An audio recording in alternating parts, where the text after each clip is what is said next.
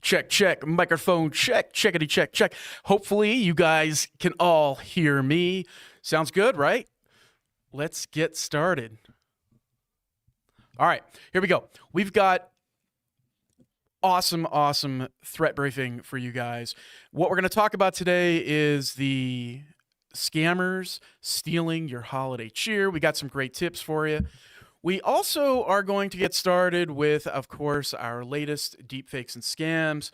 And specifically what we're talking about today is the newest ones that are out there. Now, there are some doozies. There's always doozies. I thought this was pretty innovative, a very innovative fish. So what you have to worry about, of course, is, you might have cybersecurity training. You might be offering it for your employees.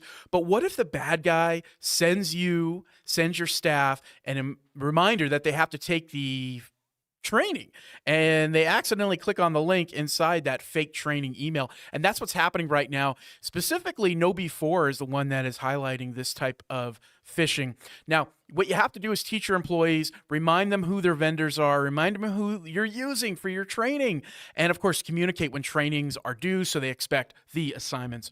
What else is going on in the world of cybersecurity? Well, there is a ChatGPT fish going around, and the fish is about updating your payment information. Now, what's happening here is recipients are receiving the latest subscription payment for ChatGPT was unsuccessful. And then, of course, you have a little button in there. When you click that button, you click on that link, that's what takes you to the fish. Phishing emails appear to come from OpenAI payments. So they kind of look legit, and they're actually originating from a domain called topmarinelogistics.com. And what's even crazier is these phishing emails, they're passing DKIM and the SPF checks. So pretty insane. Okay, what else is happening in the world of phishing? We're talking about DocuSign Envelopes API. That's being abused right now. So DocuSign's always been one of those areas where threat actors love to abuse. They're sending realistic fake invoices. In this example here, it comes from Norton Internet Security. Threat actors, they're abusing it. They're distributing these fake invoices. What can you do about it? Well, you got to remind your employees that this kind of stuff from DocuSign happens a lot. It's about authorizing a payment independently from your company's billing department once you click on that link. All right, what else is happening in the world? Well, there is a new tactic, a new social engineering technique going around. And I thought this was really interesting because the bad guys, what they're doing is they are pretending to work for your IT department, and then they are sending out notices to your employees. Once you respond to them, what the threat actor does is they add you to the Microsoft Teams chat with external users. The scammers, again, they're posing as IT support. Inside, when they get you to connect to Microsoft Teams, generally what they'll do is they'll have malicious messages in their links, including QR codes. They want you to install remote software like AnyDesk. Yeah, that's been going around for a while. So what do you do? What do you look for? What you should be looking for is common email subjects such as, your account has been created, welcome to XYZ, thank you for registering. Again, teach your employees to be aware of those types of email subjects. All right, what else do we got going on? Well, there's always insider threat news, and we always try to highlight one story that happens throughout the week. Now, the one that caught my eye this past week was about this ex-Disney employee. Is it the happiest place on earth? Well, until you get fired. This guy went vengeful. I mean, he's talking about burning the place down, right? Now, he started apparently hacking the menu databases. Imagine that. You go to Disney World or Disneyland and the menu database has been hacked. But he took it a step further. He actually, burned. I say burning the place down. But, what he tried to do was log into the Disney menu creation system. This is what he had access to. His login credentials were never deactivated. Disney never deactivated them. And then he goes in and he starts changing all the fonts in the menu system to wing ding symbols. All the menus in the database changed to unusable symbols. And then it propagated. All the changes propagated throughout all the databases. Imagine that, right? But this is where it's bad. This is where he went really wrong, and he deleted all the allergen info from menus. Now imagine you take your kids to Disney and you're trying to read the menu system and your kid has an allergy for something and it's not on there anymore, right? So scary stuff, really scary stuff from an insider perspective. This is where you learn what to do. And the fact is, you've got to delete these login credentials from ex-employees. Get rid of these ghost accounts that you have going on at your business. If the employee no longer works for you, you got to delete the information, delete their login information. What else is happening? Well, we have a lot of web links that we share. We don't have time to go through all the cyber news that happens and all the phishing examples that happen throughout the week. But what we try to do is include them as part of our Threat Intelligence Center news feed. And what you can do is, if you need the links to this week's briefing, you can sign up and you can subscribe and get all the examples to share with your staff. Next month, we're so excited. I cannot believe it, folks. We have been doing this threat briefing for 5 long years. 5 years of storytelling every single week. And now we're finally on YouTube, which we are so glad to have the global audience, all of you joining us and sharing these examples. So I mentioned this, why do we do this? Why do we have these threat briefings? And I have to give a call out to Dark Reading this past week. They put out an article. They said, cybersecurity is serious, but it doesn't have to be boring. And that is the key takeaway. We do these threat briefings to help your business boost your engagement, help your employees understand these cybersecurity concepts and topics, help you build that resilient culture in your business and really help you see, some of the industry trends that are happening and help build your business defense. But I will say this, folks, humor, it isn't just about the laughs around here. It's also about being serious. And, part of this for us is like therapy.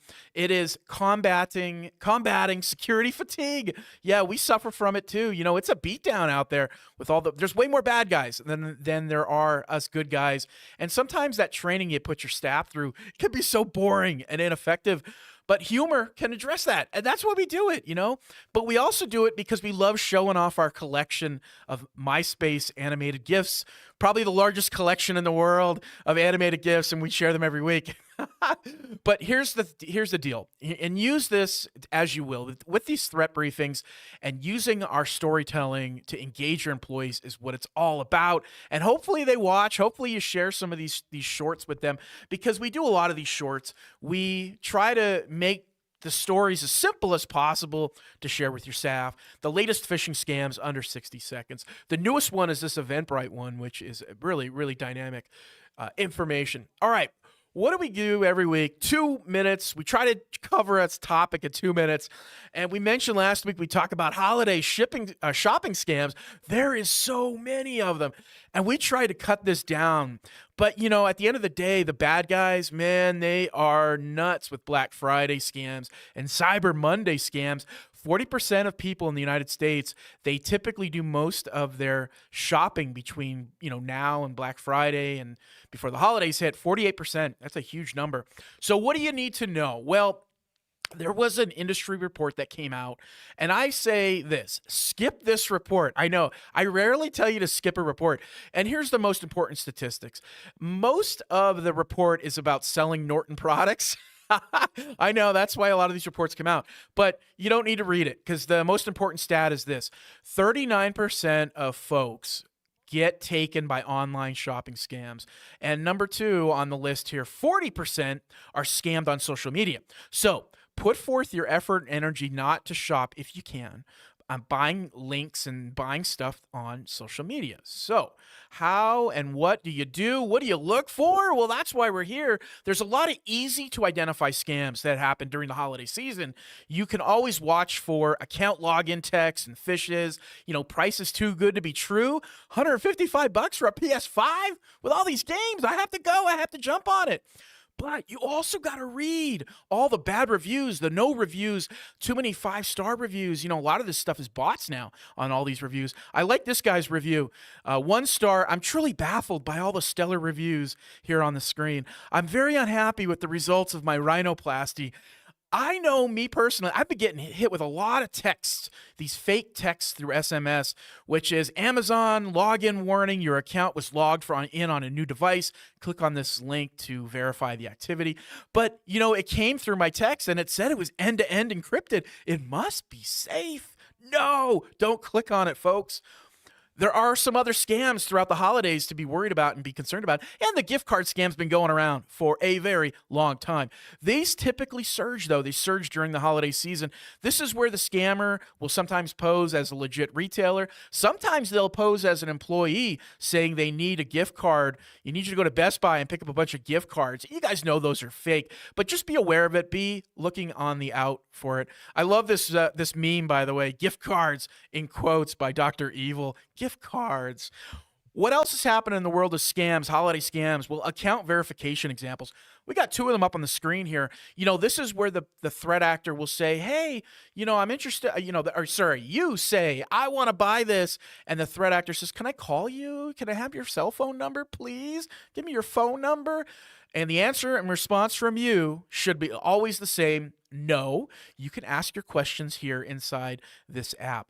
And in this example, this is a Facebook Messenger app, and the person's trying to buy something on FB Marketplace. But they love to ask for your email or cell. These always typically lead to account takeover attacks. Stay within the Marketplace app or the messaging app. Don't click on their links, and don't give them your information.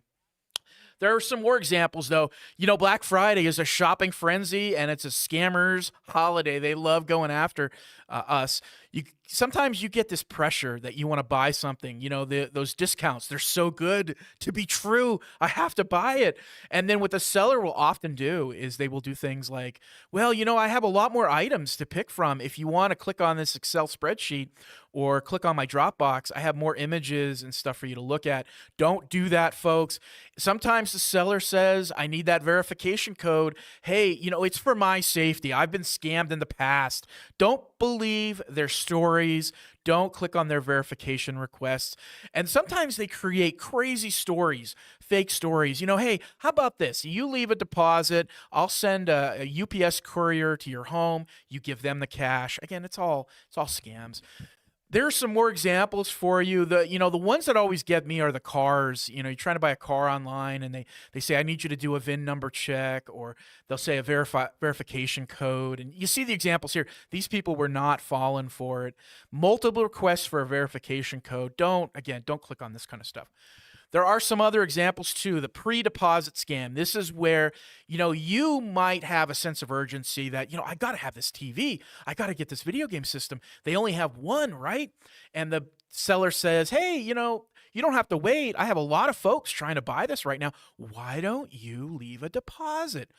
Oh, yeah, that's a great idea. I've never inspected the item. I'll just send you my money. Come on, folks, don't fall for this kind of stuff. And sometimes the threat actor loves asking you to prepay using Venmo or even gift cards. You see some examples up here on the screen. Pay this Visa $50 prepaid card. I'm not sending you money until I inspect the item, folks. That's what the takeaway here on these pre-deposit scams. What other scams are happening? Well, Venmo and PayPal is a big area. We mentioned this multiple times in the past, how people, they don't know the security settings on their Venmo or Zelle accounts. And if you don't have payment protection turned on at a minimum, and when you're buying something, never pay using friends and family, unless they are legit your friends and family.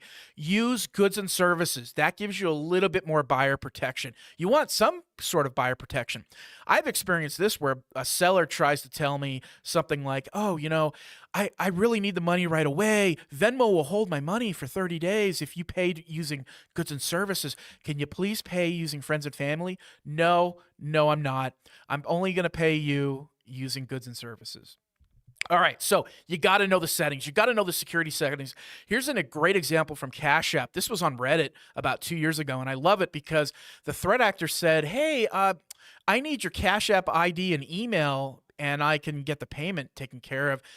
Is this legit? And then what ends up happening is you get a fake email from the threat actor saying you have a pending payment of $285, but it's just a phish. It's just a fake email. So once they get your email, folks, it's so much easier to do the fake payment email or brute force your password or even an account takeover attack. Start that process. So it's a scam. Oh, man. What else do we got? Well, Facebook Marketplace is a big deal.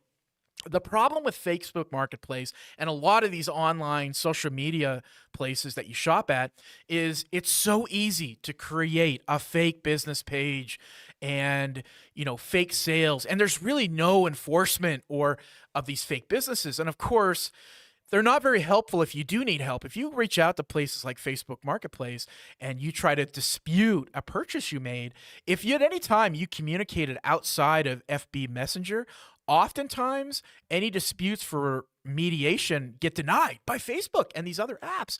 So don't fall for it. Don't fall for the threat actors when they say, I got a discounted price. It's because of low volume, or I have too many I got to move, or it's a Black Friday special, clearance sales. You got to look. You really got to look at these too good to be true listings. Look when the person actually created their Facebook Marketplace site. If it says in recent times like 2024 or 2023, chances are, again, it may be fake. And oftentimes these bad guys love to push you to use other tools of communication so they can't have mediation. You cannot get mediation from Facebook. So if they say, hey, let's communicate via cell phone or using the Signal app, you might not want to do that. Look out for words like free shipping. You know what? I'll drop it off at your house. Those kind of things, time-sensitive stuff. You got to know this kind of things are happening, folks. Don't fall for it. A lot of great tips on that slide, by the way. And here's my opinion about dropshippers. I don't tend to like them, and I don't have anything truly against them other than some of their processes, and it just seems at times, a very scummy type of business. And you see that on all these videos where these people come on and say, these are the trendy new products that you have to drop ship to your customers. And not all drop shippers are bad, but at a minimum, you should know the trigger words when you see these types of advertisements. So in these examples here, when you place an order, the order then gets received by the supplier. The supplier then sends a notification to the shipper in the warehouse. Usually it's outside the United States, so there's a huge time delay from when you made the order to when it gets delivered, and then there it is. But drop shippers come and go. They hook on to the latest trendy product, and then they leave, and then if you're asking for customer service, good luck on that.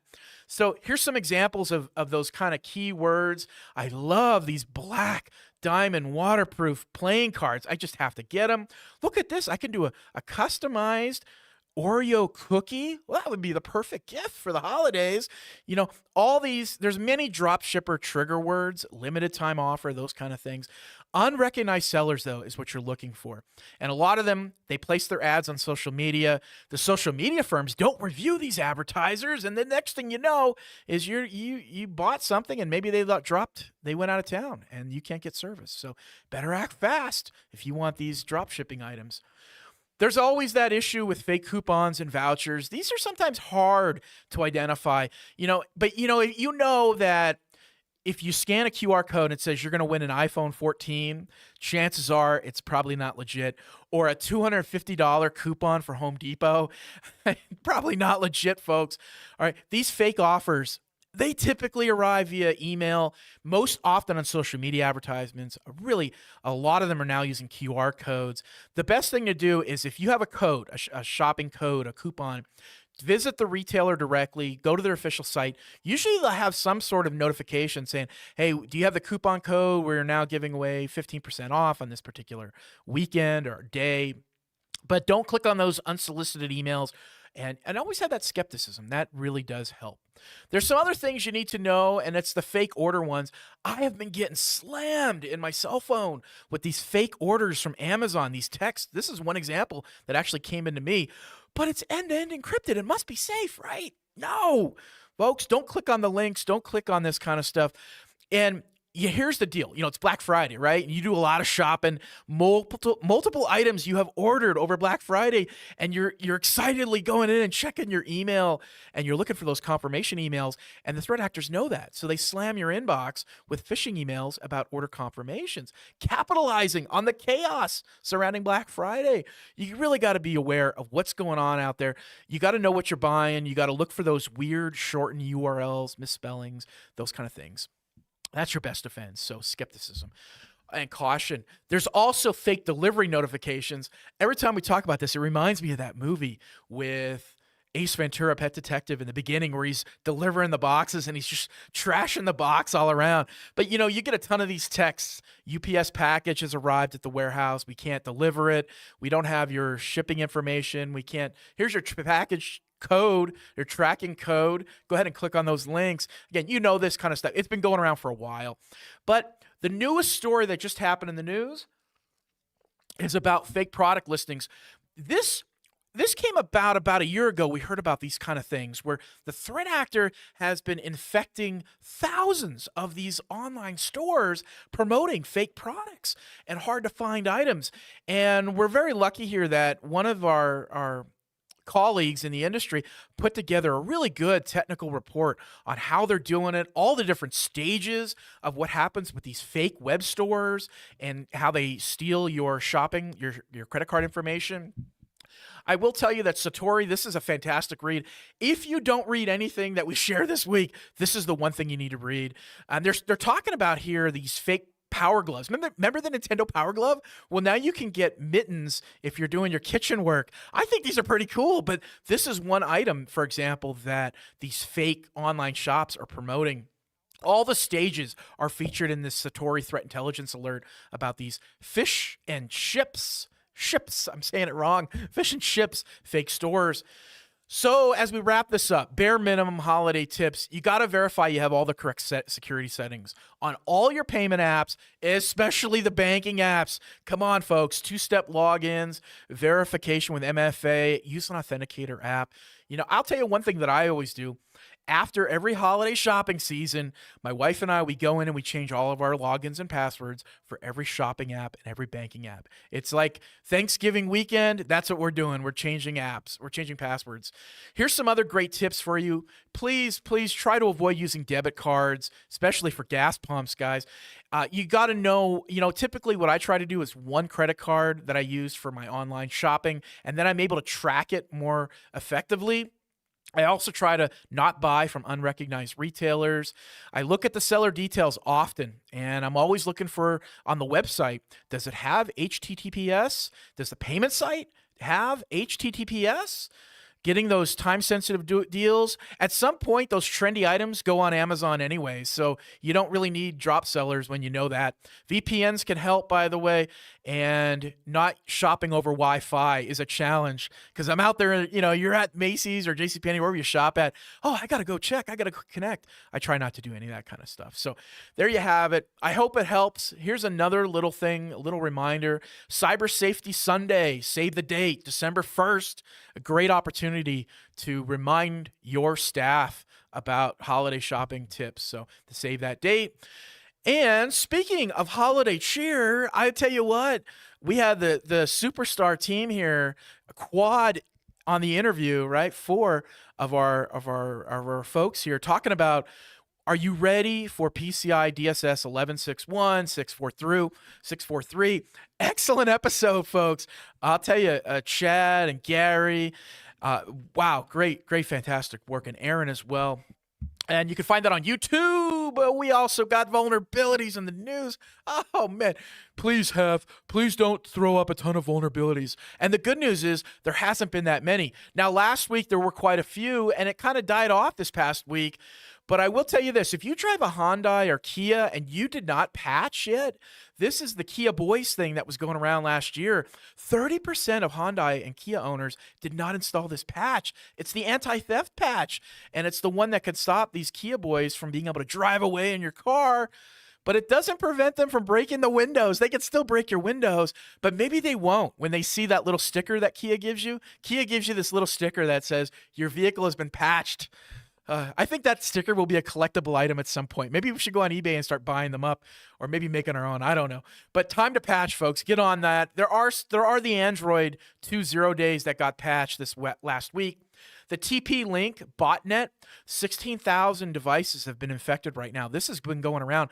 Best thing you can do if you have a TP-Link router in your business is just reboot often. Try to get on that. And the Okta login bug was fascinating. The patch is available. We do have case studies that come up from time to time, and then I'm going to ask Charles to please join me on this one. Charles, what happened in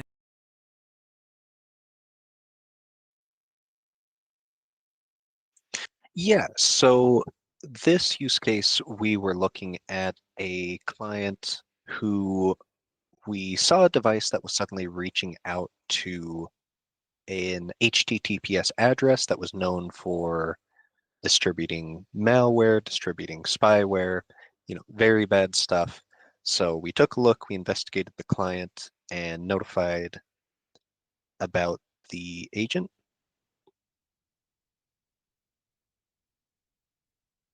and reported about this. Sorry, can you hear me? Yes, we can hear you just fine. All right. So here we go, folks. We have some other things to talk about.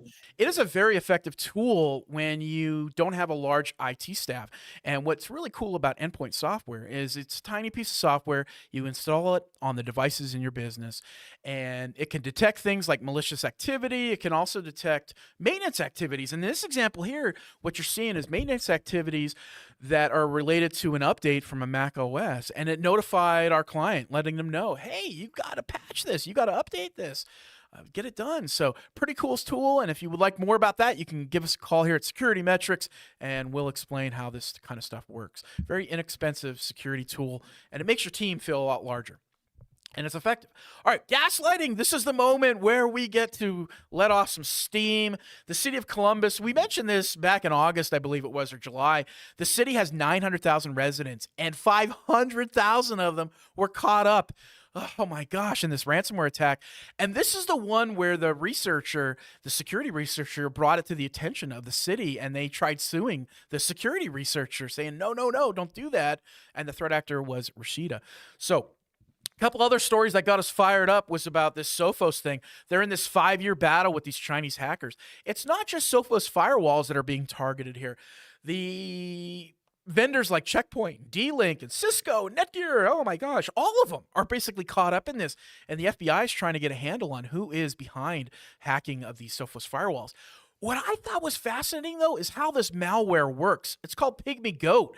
And look at it's bonkers. The ICMP traffic, the exchanges, look at it, back and forth, handshake, handshake, handshake.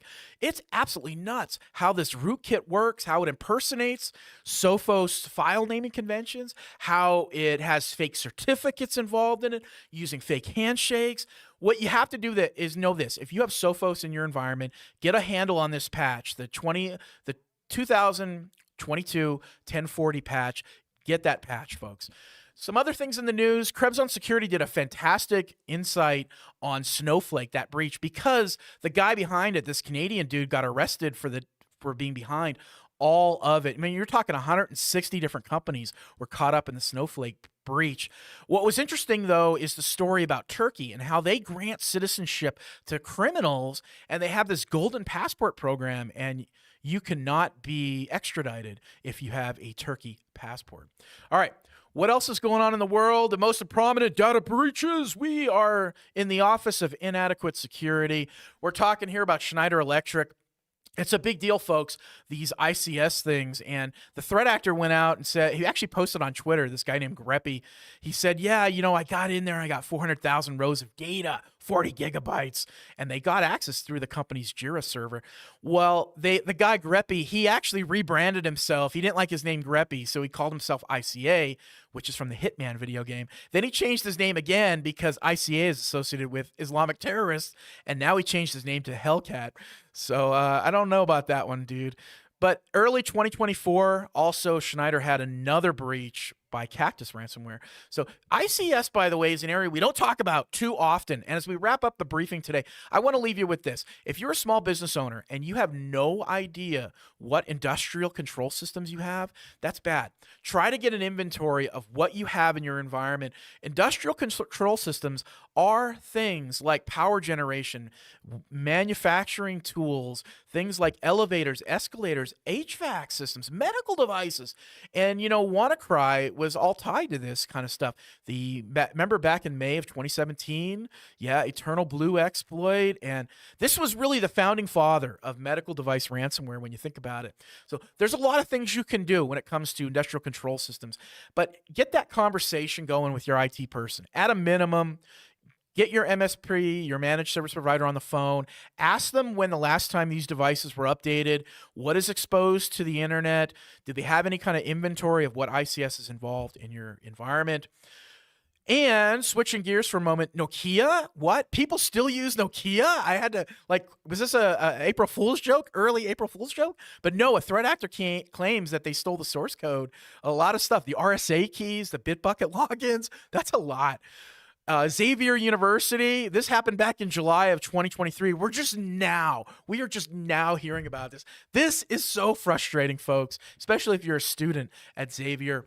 So many outages in the court system this past week. Washington, the entire state, is in and out of outage, unauthorized activity. They're claiming it's a cyber attack. Not just Washington, though. California court system is dealing with outages from cyber attacks, allegedly. We don't know. There's some other cyber news. The voting, not too many significant incidents that were announced in the news, but interesting stuff. We'd like to talk about AI as well, and that is Google has this AI pen testing tool, and they found their first vulnerability. The automated tool from AI found the first vulnerability, and Pentagon is saying they're going to fight deepfakes with even deeper fakes. What? What does that even mean, right? That's a fantastic article if you have time to click on it. All these links and so many more are included in our threat intelligence news feed. From all of us here at SecurityMetrics, thank you for joining us. We hope you learned something. We hope you got some value. Have a good one. We'll see you next week.